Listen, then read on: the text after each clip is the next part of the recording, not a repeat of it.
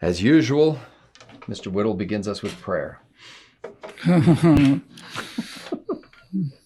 That's what I would do every once in a while when I was a pastor in this little town in Missouri, and I'd come upon a group of young people that would be standing on the street corner, and they were, cursing up a blue streak or taking the Lord's name in vain.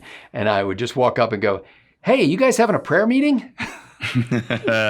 You know what that reminds me of, because it's so much wrong, is what I always refer to as Alan Shepard's prayer. He was second American into space? I think the second First. Mercury launch was Shepard. He was first. Yeah, pardon? First, okay. So Shepard is sitting there on top of his rocket, and he says, "Dear Lord, please don't let me F this up." Except he didn't say F. That's right. I use think that. that's I think a legitimate I want to start a conservative prayer. Satanist cult, and we begin all of our ceremonies by sacrificing a college professor. Oh, man, you could Baal. really the smell of burning tweed just really makes my night. Yikes. Hey, hi, I'm Scott Ott with Bill Whittle and Stephen Green. I'm glad you didn't see anything we just said during the last minute or so, because I'm sure our editor will cull that from the herd. If it happens before the slate, it didn't happen. That's right. We're having a meeting here. Nice of you to stop by. Help yourself to some bottled water and a bowl of individually wrapped gluten-free snacks. And we're going to plan this week's episodes. Bowl of algae paste from the food unit. I contain glutens, and I like it. Does the algae paste come in like a tube, like a toothpaste tube? No, it comes out of a faucet. In fact, it comes out of what used to be the water faucet back when there was water. Here in California now, it just drips the algae paste.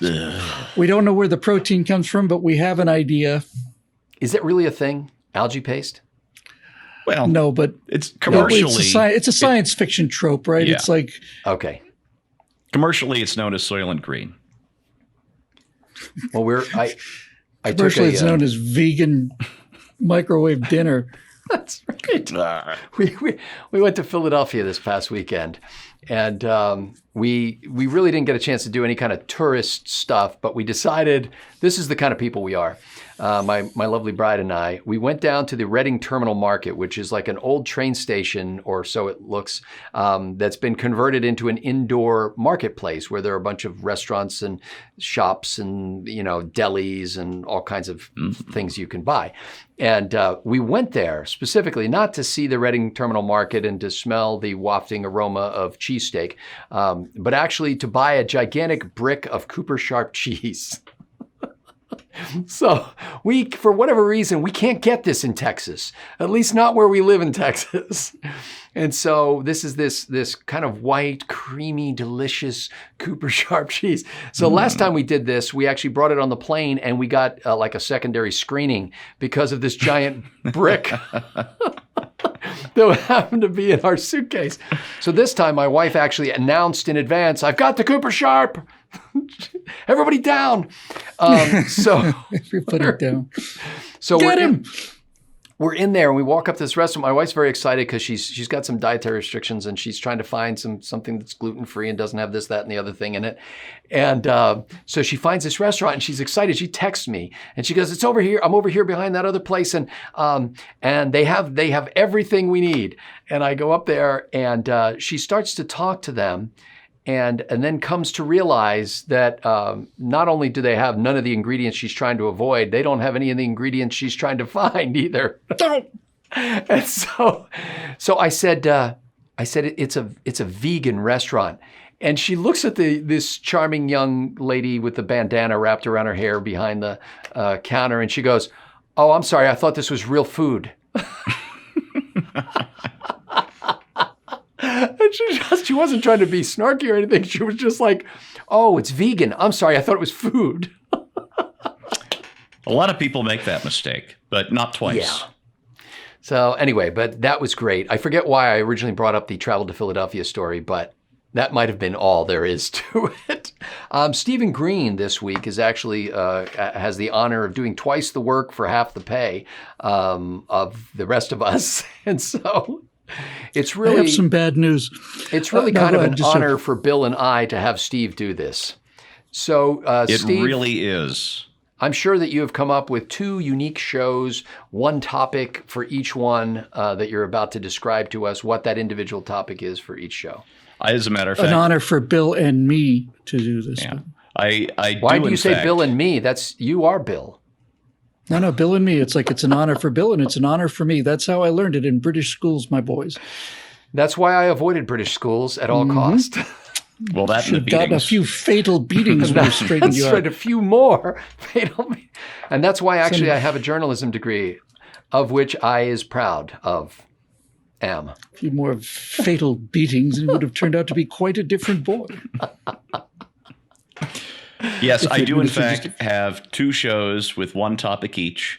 I'll go ahead and tell you what the members' one is now. The single topic for that show is, how would you respond to the following pair of headlines? Oh, something new for a change. You might think of it as sort of a lightning round. Switching it up. How'd you like my thumbnail last time? Did you see it? Yeah, I did, but I can't remember offhand what it was. Was it like a an old woodcut lithograph of or a lightning wood- striking Oh, a tree. that's right. That's right. That was Went that out was very way nicely out done. there, out of the range. Yeah, next time Enough he's of that. going back to like an old clay tablet with cuneiform lightning on it. I found this. I found this really cool light. I'm thinking I might use in this. It's something that I think some kind of German soldiers were wearing. It's some kind of a lightning symbol, but I'd go with that. Yeah, for that's a swell idea. Yeah, swell idea. Yeah, the old double S/lightning strokes is the pure evil. No 2 ways Okay, about it. so Steve, this is yes, we're, for we're members. pushing on Pardon? 30 episodes of this, aren't we, Bill? We're like at 28 or 29 now, aren't we? No, I think that now? I think we're past 30. Oh, we easily. past 30? Yeah, No, this might be 30. This might. I think we're at this like is 29 or 30. Yeah. yeah. Because we still had a lot of X's or like I's and V's in the last one, I We think. did. In fact, this may be 30, which will save me some time on the thumbnail. That'll be nice, and you don't Is that even have to look it up. Is this rated XXX? Yeah, well, that's what I was going to say. You It'll might be Tres Equis for Steve Green's Tres Equis. You know, some skyscrapers skip the Triseconds. 13th floor for bad luck. You might have to skip the XXX just to avoid getting demonetized. Yeah, well, and if it says XXX, people will just think it was something from Bin Laden's VHS collection. Did you see that story? His well-worn tapes. Yes. Mitch Hedberg said, if sometimes they don't put the number 13 on the elevators. They just go from 12 to 14. But we all know it's not there. If you jump off of the 14th floor, you're going to arrive sooner than you thought you would. So I'm really concerned about that when they're doing that. Nah. Okay, Steve. Well, we've tried to keep you from saying anything, but go ahead anyway. Oh, fine. So, yeah, we're going to do a lightning round for our members because they love that, and you don't. And no, Have we ever done any polling on this question? I'm going to need kind of a lighthearted lightning round this week, particularly because for our regular topic, we're going to talk about how certain folks on the left, and there are quite a number of them, who are defending the Netflix preteen sexploitation documentary, Cuties, in order to own the cons. I thought those were the little oranges that you get at the grocery store. No, I love when those you see things. when you see the clips, you'll realize that's not what they are. Yeah, so it's this. I don't know if you've heard about this. Is this Bill obviously has? It's a French documentary that is supposedly bemoaning how social media and such sexualizes preteen girls like 11 years old. And then it shows all the preteen really girls scantily dressed and twerking and working the pole and all that. And it's absolutely horrifying stuff. I'm going to have to write a column about it. I watch the thing while fast forwarding, just get enough of a glimpse to know, yeah, that's what they really did. And then skip forward. Just horrifying stuff. And major news outlets, major political figures are actually coming out and defending this stuff in order to make the right look all uptight, because we think maybe grown-ups shouldn't be leering at over-sexualized 11-year-old girls because, gosh, we're just awful like that. So the media is saying that we all should be watching Cuties because it really puts its finger on a horrifying, immoral situation. And they don't even make that case. No, the Democrats are just trying to lock down the pedophile vote, basically. That's about it. And I'm pretty sure they already own that. I don't know if that's really the strategy they want to take, but then again, Bill, there's taken many strategies I don't think they would want to take. They're so far gone at this point that anything that the right condones, they have to support. Just it's absolute, just an automatic reaction. Anything the right condemns, they have to support. Compulsion. Condemns, yeah. Ted Cruz is looking at child pornography investigations, which I think is a little much, but yeah, it's not actually pornography, but damn, it's disturbing. Yeah, there was. It's hard to convey a story like that. Let's say you were upset about the sexualization of 11-year-olds in cheerleading squads or whatever this is about, and I have seen the headlines and I just didn't click through. Yeah. But let's say you were upset about that. Well, how do you cover that? Do you just do a talking head in studio saying, well, on the video that we're not going to show you, what you would have seen is that that adults are training little girls to do pelvic thrusting, booty shaking dances to hypersexualized pop songs as part of this, youth activity. Like, how do you even do a story about that and not make it appeal to the prurient interest of creepy people? Yeah, I just don't run the video. It's that simple. And just trust us. What are you going to say? You just trust us. This is the way it is. I would, yeah. There are certain issues where you don't popularize this stuff, and Netflix either never knew or has forgotten this. The major news outlets never knew or have forgotten this. I don't know. It's interesting. I do know it's interesting the way that it was marketed in France versus the way it was marketed here. Actually, how so? Well, the poster in France shows the 4 girls walking down the streets and they're throwing things in the air because they just went shopping and they're really happy. And they're still wearing kind of trashy outfits, but they're 4 girls walking down the street. The Netflix version of it showed the 4 of them in their dance routine in these suggestive poses. Yeah. And the wording is a little different. The wording is different enough to make a difference. But frankly, it's a French movie. It's all you need to know. Right? Yeah, that's your answer. Well, and anybody who's been to even a high school football game in the last decade or so, I can remember the first time, and it had been years since I'd gone to a high school football game, and I go and I see the routines that the cheerleaders or the dance teams, they actually have 2, in most of these places now, there's a cheer squad, but there's also a dance team. Yep. Yeah, and they are basically doing the kind of stuff that has become normal in music videos these days. And if you look at the top list of hit songs in the country, almost everything has the E for explicit next to it, and then they do a slightly cleaned up version for pop radio. And you're watching this and I'm thinking, not only did some adult woman teach these 14, 15, 16-year-old girls to do this, but their parents paid for the uniforms and helped them sell, cookies or whatever it was they were doing as fundraiser. And they're in the audience cheering. Travels with them. Everybody's cheering. And I'm looking at it going, hey, that's like a little girl like my daughter, Yeah. That I'm not comfortable with that. The stuff is now streaming over Spotify, Apple Music, whatever. And I'm old enough to remember that you'd go and buy a Prince album when your parents weren't at the record store with you. You would bring it home kind of in secret and then listen to it with the volume on 1.5. And the thing is, kids are always going to do this stuff. But I think there's a line between a huge line, or there ought to be, between kids doing this stuff and thinking they're getting away with something and it just being the standard entertainment that's available everywhere. And again, run by adults. Mm-hmm. That's what all this, anytime you see some of the trash that gets on TV that's targeted toward children, I always have to remind myself, this is 45, 50-year-old guys writing this stuff. 25, 30-year-old women, usually. But they're creating this stuff. Creepy old guys are creating this stuff to over-sexualize young women or girls or boys, whatever. And it's being peddled to youth, and this is now standard behavior. This is, of course you would do that kind of a dance. Yeah. Everybody does that. Let's get on TikTok and have my 8-year-old do it. Yeah. I don't have an 8-year-old. The woman who wrote and directed it said, no, it's a film that is showing how awful It's an expose. sexualization of girls is. So we'll show you an hour of it or an hour and a half so that you can know just how awful it is. Yeah.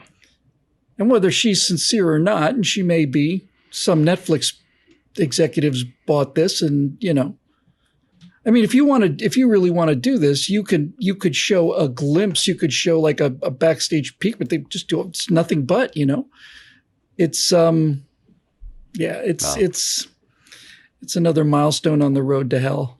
Well, it's one of those things that I'll never be able to accurately evaluate because I'll never watch it. I mean, I know enough already to say no. But we're going to talk about the media reaction to it in the actual segment. Yeah. Mm-hmm. The trying to use the sexualization of preteen girls as a club with which to beat the right. Wow. What's more interesting is that the left is jumping on this to defend it. There's nothing. It's like you said earlier. There's nothing. We could come out and say murder is awful, and they would immediately start talking about how murder's, not always awful. Most of the time, murder is actually really pretty good. And Scott's point is you're just also born true. that It's way. Like they're just nobody's. It's gotten so reflexive now that it's just There's just there's nothing I can't think of a topic that both sides would agree on. Yeah. And this is the topic that used to be the universal thing. You don't do that to kids. Oh yeah. And right. Everybody just acknowledge that because damn it, you don't. And for my part, I just want to say I was in on this early. I spoke out when they renamed Mandarin oranges cuties. So I was against that. I just don't like that either. Preferred the Mandarin, did you? You commie son of a right. bought and paid for bastard. And I'll be honest, I don't even know what cuties are in the produce section. Like it's a bag of things that are spherical and orange. And was that a mandarin? Was it a clementine? Was it? I don't know. Is it a baby they're orange? Small tangerines. I think you're overthinking it. They're just awful good. They're small seedless tangerines. They're marvelous. Yeah, that really and when I good. found out that the good news I love was, anything citrus, so just you can throw them at me. I'll catch them. Oh, I eat them regularly. Tangerines are for people who can't handle oranges. That's right. I'm now back to oranges. But the other thing that was shocking for me in the produce section is when I found out that there's no such thing as baby carrots. Like that broke my heart too. They're not I think you were the one who broke carrots. that to me. I'm all about You the told me baby that. foods. Lamb, veal, they taste better simply because they're babies. And I always thought the baby carrots don't eat tasted those better. things. And now it turns out that that's not the case. And They're not baby carrots. They're pieces of carrots that are rolled in a giant That's right, like in a rock Joule tumbler machine. Yes. Yeah.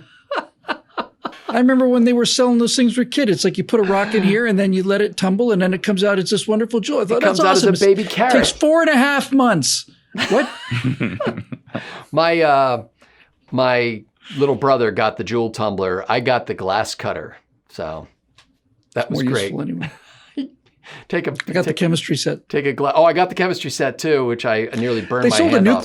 They sold a nuclear set. Did you know that in the 50s? No, no that's fooling with it. awesome. No, it's honest truth. Honest truth. Where you How could, and did that work? It came with a little piece of radium or something like that. No, I'm not joking. It was like a nuclear physics kit for 7-year-olds and older or whatever the heck it was. Oh yeah, my friend Les We were would call me tougher up and people say, than- "Hey, you want to come over to my house and we're going to roll mercury around in our hands?" And I'm like, "Yeah." oh, yeah. I did that too all the time. It was For cool. fun and Look at that. Wow. Yeah, deadly poison. That explains a lot. Tastes funny. All right. I'm Okay. done with my setup because I didn't really want to talk about this at all. But then I realized I had to. Yep. And now I got to clear my brain for a little while so that I can actually get through the segment itself. Okay. All So I'm righty making a then. note of that right here on the professional note-taking device. Okay, Excellent. Bill Whittle, why not? That's the spirit. I want to talk about, I think we're like 2 weeks out from the debate. All the questions that Joe Biden has taken have been questions that he's read off of a teleprompter. Nancy Pelosi had, they're forget the fact that they're liars. They're just such awful liars. Nancy Pelosi comes out and says, well, I don't think that there should be a debate. Now that's not a lie. That's just political posturing. But she came out and she said, no, don't tell Joe I said this. Yeah. Don't tell Joe. In front of the national news Don't tell media, Joe. Washington Don't press tell Joe corps. I said this, because Joe's rip roaring ready to debate Donald Trump. If he found out that I was saying that Donald, and then she basically comes out and says, the president has been so dishonest that we don't feel like we should even. This is what she said. She said he's so far off the mark with facts and logic and things like this that we don't think he should be debated. We don't think he warrants a debate. And my first reaction to that was, well, if he's so far off of facts and logic, you should be able to make short work out of him, because I certainly could if that were the case. Yep. But I want to talk about this whole thing because once again,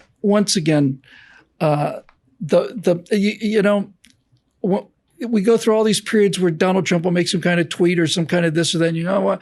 But then the genius of the guy comes out, just the political genius of him. And I noticed this in two things.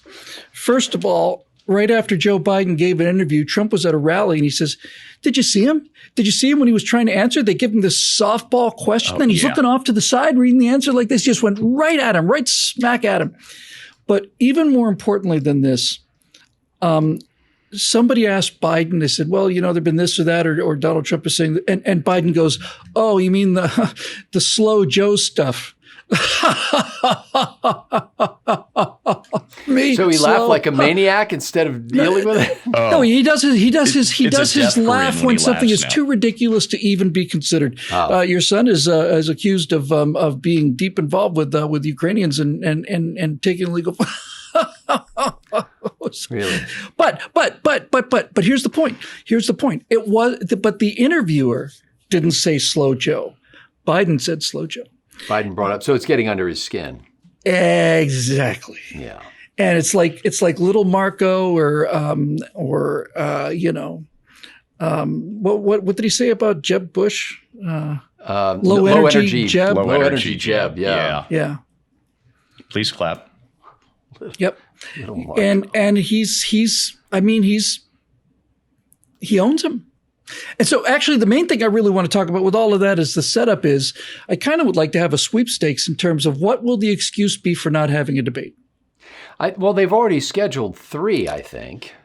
Yeah. In fact, there was some talk the other day. I don't know if you saw this story, but podcaster Joe Rogan was asked about that, and Rogan says, "Yeah," he said, "I'd like to moderate a debate between those two candidates, but it would just be me and Joe and Don in a room together with nobody else, and it would go on for hours." And he was like, "It's not going to be little 1-minute answers to this kind of stuff, and there would be no holds barred, no audience, nobody else to interfere, or just no cheering, no nothing. Yep. Yeah, just the 3 guys in there do it." And I thought I would pay per listen or whatever they call it for that, because he's on a podcast. I guess you could probably watch his podcast too, but I've listened to Joe Rogan's podcast. That's the most promising thing I've heard in political discourse of late. But just to wrap it up finally, it's like after watching a series of clips of Joe reading his prompter for answers to spontaneous questions that have been just spontaneously asked. Then they went to a clip of Trump, and Trump looked like a dynamo. I mean, if you listen to Biden for 5 or 10 minutes straight, Trump sounds like he sounds like Hugh Jackman in The Greatest Showman. He's just like down, just it's astonishing. If they really go through, I don't think they're going to go through with them. I do not. I can't. I'm telling you, I think they have agreed to schedule the debates to make it look like they were ready for the debates, and then something's going to come up at the last minute, and it's going to break poor Joe's heart that he can't do the debate because of this, and this. We had it scheduled, and I was looking forward to destroying Donald Trump so much. But if he debates Donald Trump, it's over. He didn't look at his calendar, and gosh darn it, he's got a dentist appointment that day. I'm telling you. And for the record, once again, I think that both of you are banking way too much on 2 things. Number 1, that the debates won't happen. And number 2, that Joe will look like a slobbering idiot in the debates. I think A, the debates will happen, and B, he will appear competent. I'm not saying that he'll do a good job. I'm just saying he's not going to have a complete, dementia meltdown in the debate. So that's my prediction. I would have sided with you up until about 3-4 weeks ago, Scott. But when I saw what Biden did at the DNC, his acceptance speech, where he spent 24 minutes essentially barking out a speech, and then when he gets to the crescendo about how awful Trump is, it's like there was a thing on the prompter that said, be angry. And then at the end of that little part, there's a little thing that said, stop being angry. Smile. And it was like flipping a switch. We'll see. I see. I see. No, I see It what was you're like saying. flipping a switch. And now I am much angrier, and now I am fine. I just don't think he's possibly going to live up to your low expectations. I disagree. I know. We'll see. I think he's made out of paper mache. I think he's going to be destroyed. I'm the guy on what's that show, The Price is Right, that bets like 1 penny over or $1 over the highest one, because it's not that I really know what the price is. I'm going to bet $1 more because anything above there and I win. Now you got a point there. There you go. So we'll see. I like it. Okay. So it is down to you and it is down to me. There was a story in the source of news at axios.com. I couldn't remember where I this came actually had from. the source Yes. on my VIC modem for my VIC 20 way back when. That's right. Anybody remember the source? So this is that a software program? What is that?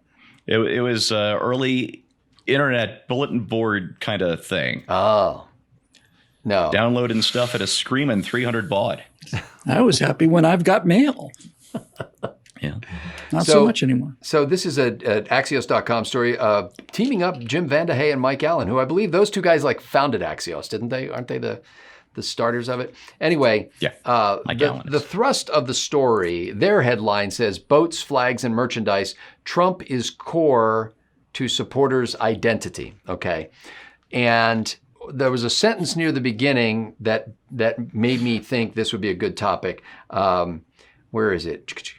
If President Trump defies today's swing state polls and pulls off another upset, what will we have missed that could have been a clue? So they're actually acknowledging that in 2016 they missed it, and they're asking the question, what will we have missed now? And then I'll go into detail in the episode of what they, the trends that they're seeing and the experiences that they're seeing around the country that may turn out to be, in hindsight, the things that they should have seen coming when they were touting the latest poll of registered voters that showed Joe Biden winning.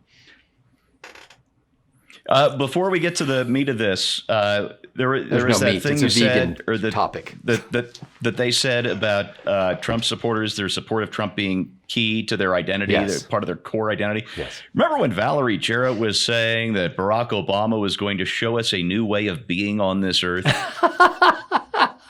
Did she say Actual that? quote. Oh, yes. Well, It's just another swipe at Trump voters as being mindless automatons, but it's also an admission that Trump voters are filled with enthusiasm and red hot, fired up and ready to go. and they're not completely blind in this story. I mean, they're kind of acknowledging, hey, this stuff seems hokey to us, but man, Republicans are wearing these MAGA hats and they're showing up everywhere with Trump stickers, and nobody's doing that for Biden. That means that Biden's obviously way ahead. But Biden's been gone for the whole year. The COVID, if COVID hadn't been here, he would not be the nominee. But basically, it's like that old saw. It's like, the only way that Trump could lose this election, in my opinion, was if he ran unopposed. That's how it goes. They're like, who do you prefer, Donald Trump or unnamed Democrat, alternate? And then Biden became unnamed Democrat alternate. There was nothing to judge him on. You never saw him. You never heard him. He didn't put any of his policies out there. Next thing you know, he's back in, he's back in the riots. He's back in Antifa. He's back in the defund the police thing. He's talking about banning fracking. Then he's talking about not banning fracking. All this stuff's on camera. Well, he puts his policies out there, but they don't get any traction in the face of the Trump,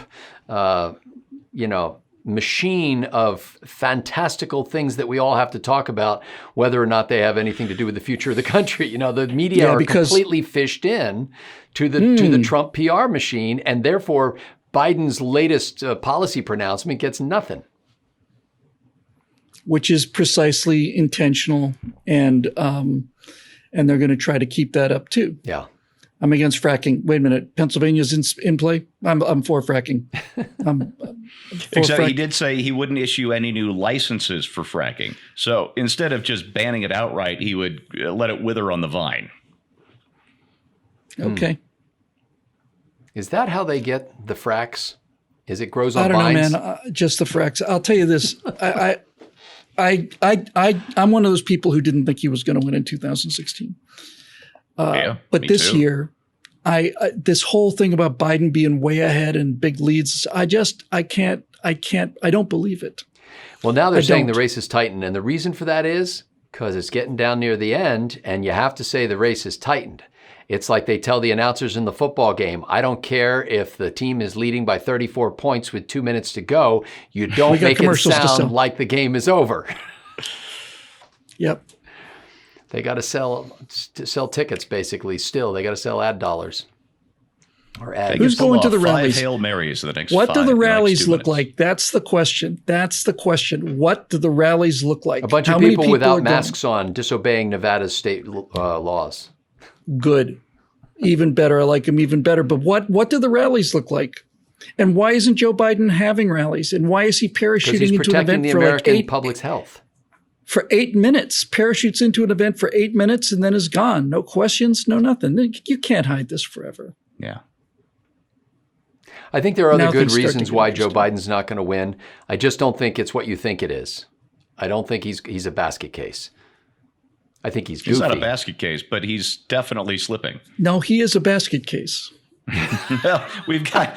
What is a basket case? What is the derivation? What's the He is etymology of that incapable term? of finishing sentences without reading what he's supposed to say. Well, we'll see.